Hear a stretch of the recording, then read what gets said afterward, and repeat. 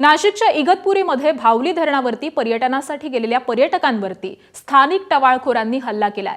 नाशिकमधून आपल्या कुटुंबासोबत पर्यटनासाठी भावली धबधबा इथं गेलेल्या पूनम भागवत आणि त्यांच्या कुटुंबावरती हल्ला करण्यात आलाय। फिरायला गेलेल्या कुटुंबातील तरुणीची स्थानिक टवाळखोरांनी छेड काढल्यावरून वाद झाला। लाकडी काठी आणि लोखंडी रॉडनं मारहाण करण्याचा प्रयत्न केलाय, तर गाडीचीही तोडफोड केली आहे। हल्ला होताच गाडी पळवल्यामुळे जीव वाचल्याचा दावा पीडित कुटुंबियांकडून करण्यात येतोय। तर हल्लेखोरांनी 4 ते 5 किलोमीटर पर्यंत पाठलाग करून ठिकठिकाणी हल्ले केलेत। तर या घटनेप्रकरणी नाशिकच्या अंबड पोलिसांमध्ये पहिला गुन्हा दाखल करण्यात आलेला आहे। अंबड पोलीस आणि ग्रामीण पोलीस यांच्याकडून संयुक्तपणे आरोपीचा शोध सुरू आहे।